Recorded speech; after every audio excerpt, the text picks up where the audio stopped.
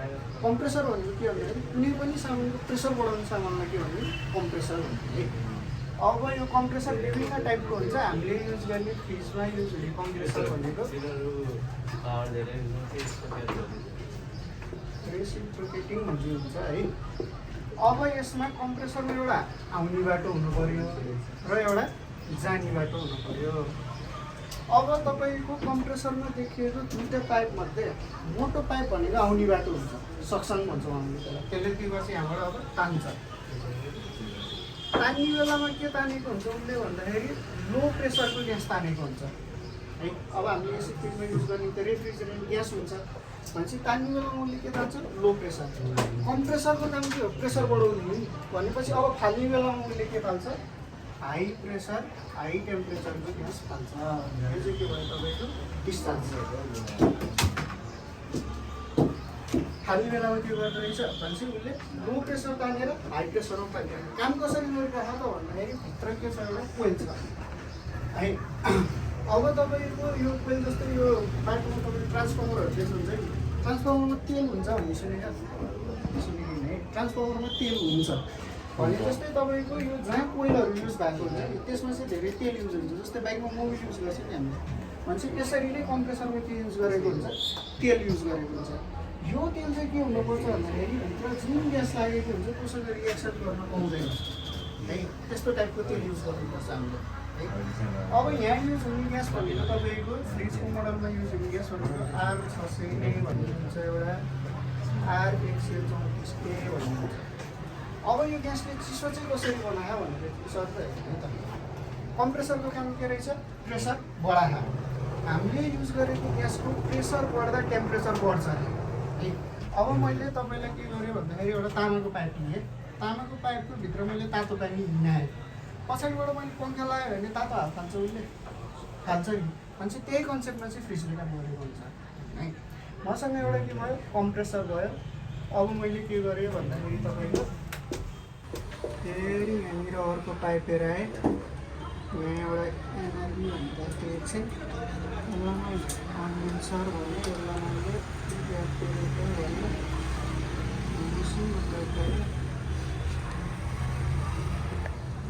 यसको काम के हो, प्रेसर बढाउने। भनेपछि अब यसले फाल्ने बेलामा के फाल्ने भयो, हाई प्रेसर भएको ग्यास फाल्यो। प्रेसर बढ्दाखेरि चाहिँ मैले युज गरेको ग्यासको नेचर कस्तो छ भन्दाखेरि प्रेसर बढाउनु साथ टेम्परेचर आफै अटोमेटिक बढिरहेछ। भनेपछि अब के भयो, हाई टेम्परेचर भयो। अब यो ग्यास हिँड्नलाई मैले एउटा पाइपमा यसरी हिँडाएँ यसलाई। भनेपछि मेरो यो भात तातो दिशा लाग्यो, तात्नु पऱ्यो भन्छ फ्रिज। फ्रिजको चाहिँ अब के भयो तपाईँको भन्दाखेरि यो भात चाहिँ के भयो, तात्यो। अब तपाईँको के छ, तताइरहेको त यहाँ हो नि। जस्तो तपाईँले आगो लागे जस्तो काम भएको त यहाँ हो नि त। यहाँ आगो लगाएर छैन भने चाहिँ अब यहाँ अलिअलि सेलाउँदै सेलाउँदै जान्छ कि नै जान्छ है। हाई टेम्परेचर भन्ने बित्तिकै केमा काम गर्छ, भ्यापर। भ्यापर भनेको त बाफ हो। अब बाफलाई अलिअलि सेलाउँदै जाँदाखेरि यहाँ के आइपुग्छ भन्दाखेरि तपाईँको लिक्विड प्लस भ्यापर आउँछ है। अब एउटा सामान्य हुन्छ त्यसलाई हामीले ड्रायर फिल्टर भन्छ। त्यो ड्रायर फिल्टरभित्र चाहिँ के हुन्छ, सिलिकाको गेडा हुन्छ। अब यो सिलिकाको गेडाले के गर्छ भन्दाखेरि तपाईँको भ्यापरलाई चाहिँ एब्जर्ब गर्छ, सोचिदिन्छ। अब लिक्विड मात्र बाइपास हानिदिन्छ। भनेपछि लिक्विड मात्र यता आउने भयो मेरो। अब मैले यता कहिले पठाएँ, लिक्विड आयो। अब हामीले युज गरेको केमिकल कस्तो छ भन्दाखेरि प्रेसर बढ्यो भने टेम्परेचर बढ्ने, प्रेसर घट्यो भने टेम्परेचर घट्ने। भनेपछि अब लिक्विडमा त भ्यापरको अन्त टेम्परेचर त कमाउने भयो। भनेपछि अब यहाँ आइपुग्दा के आयो, लो प्रेसर लो टेम्परेचरको ग्यास आइपुग्यो। अब एकचोटि घरमा गएर आज माथिपट्टि जहाँ आइस जम्छ नि त्यहाँ गएर यसो कान थाप्नु, त्यहाँ केही कुरा बग्यो जस्तो फिल हुन्छ। भनेपछि के बगेको रहेछ, लिक्विड। अब त्यो लिक्विड यहाँ बग्यो। अब यहाँ बग्दाखेरि मेरो यति एरिया के भयो, चिसो भयो। चिसो भयो नि त यो एरिया त। अब मेरो आइस जम्ने अथवा के गराउनु पर्ने हो त्यो अनुसारको राउन्डिङ हेरेर चाहिँ अब मैले फ्रिजमा के पाउनु पाएँ, चिसो पाएँ। अब यो फर्केर जाने कसलाई, कम्प्रेसरलाई नै। कम्प्रेसरको त काम के हो भन्दाखेरि चिसो ल्याऊ तातो पठाऊ, किनभने प्रेसर बढाइरह। भनेपछि एसी फ्रिजमा तपाईँले एकपटक हालेको ग्यास कहिले पनि सकिँदैन, एभरग्रिन हो।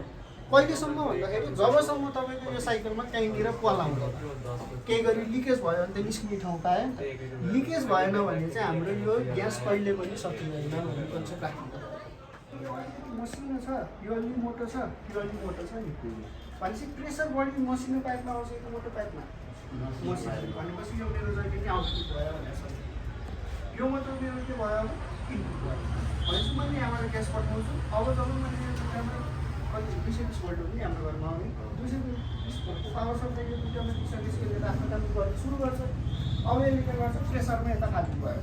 यो डिजाइनको लागि भित्र हालेर फेरि यसले एक गरी बाहिरै लिएर आउँछ भनेपछि अब यहाँ के हुन्छ मेरो तातो ग्यास हुन्छ मजाले। भनेपछि फ्रिजको पछाडिको भाग तात्नुको कारण के रहेछ भन्दाखेरि यहाँभित्र मेरो के हिँडिरहेको तातो ग्यास हिँडिरहेको है। अब तातो ग्यास हिँड्यो अलिअलि चलाउँदै गयो। अब यहाँ आयो जुन अघि मैले के भनेको सिलिकाको गेडा भनेपछि यहाँभित्र छिनछिन गरेँ नि भनेपछि यहाँ के छ सिलिकाको गेडा आयो। त्यसले के गर्यो भ्यापर सोसेर राखिदियो। अब लिक्विड बाइपास हान्नु खोज्यो। अब लिक्विड बाइपास हान्दाखेरि यति मसिनो पाइपमा जान्छ यो पहिला एक राउन्ड मजाले मसिनो पाइपमा गयो। अब यो कहाँ पुग्यो हाम्रो जो चाहिँ फ्रिजभित्र हुनु पर्दैन नि तपाईँको आइसक्नु यहाँनिर भयो। अब त्यहाँबाट त के हुन थाल्यो चिसो हुन थाल्यो। अब चिसो भयो यति भाइजर चिसो हुने। अब यो भाइजर यहाँभित्र हुन्छ तपाईँको यति चिसो भइसकेपछि यसको ढोका लाखा भने त तपाईँको बाँकी भाग पनि चिसो हुनु पऱ्यो नि त। अब चिसो भयो अब फर्किने बाटो चाहिँ कुन छ यो पाइप आयो फेरि यसरी पायो भनेपछि यो ग्यास साइकल घुमेको हुन्छ। अब यो सकिने खिरिने भन्ने चाहिँ कहिले पनि हुँदैन है। अब तपाईँले ग्यास हाल्ने वा प्रेसर नाप्ने ठाउँ भनेको चाहिँ हाम्रो यो पनि भयो है। यो बाइकको हावाले मैले चुसवाला हुन्छ नि यो पनि त्यही हो सेम कन्सेप्ट हाल्न पाउँछ बाहिर निस्किन पाउँदैन। अब यसको प्रेसर नाप्नुमा बाइकमा नि हावा नापेपछि यस्तै मिटर लिएर एउटा के गर्छ उनीहरूले प्रेसर हेर्छ नि भनेपछि हामीले पनि यहाँ के गर्ने यसको प्रेसर है। अब त्यसपछि गएर तपाईँले मेन भनेको चाहिँ अब मेरो यो एसी के अरे फ्रिजको चाहिँ वायरिङ ठिक छ छैन भनेर कन्ट्रोल गराउनु पऱ्यो होइन। घरको यो फ्रिजको निकाल्नु यो दुइटा तार छ नि यो दुइटा पोइन्टमा सर्ट सर्किट आउनु पर्छ। कस्तो ओपन आउनु पर्ने यो नर्मल कन्डिसनमा लाइनमेन्ट मिटर त हुँदैन। तर फ्रिज भएपछि यो कम्प्रेसर भएको सामानमा चाहिँ तपाईँको जहिले पनि लाइनमेन्ट मिटरमा सेट गर्दा के आउनु पऱ्यो सर्ट आउनु पऱ्यो। केही गरी यो दुइटा पोइन्टमा सर्ट आएको छैन भने पनि तपाईँको भित्र वायरिङ बिग्रियो वा कुनै एउटा इलेक्ट्रोनिक सामान बिग्रिसक्यो है। अब फ्रिज चेक गर्दा के गर्नु पऱ्यो भन्दाखेरि फ्रिज चलेन भन्ने भइहाल्यो भने पहिला गएर यो दुइटा पोइन्ट चेक गर्ने। यो दुइटा पोइन्टमा ओपन सर्किट आयो भने सामान बिग्रियो, क्लोज सर्किट आयो भने सामान ठिक छ। त्यसरी थाहा पाउन सकिन्छ है।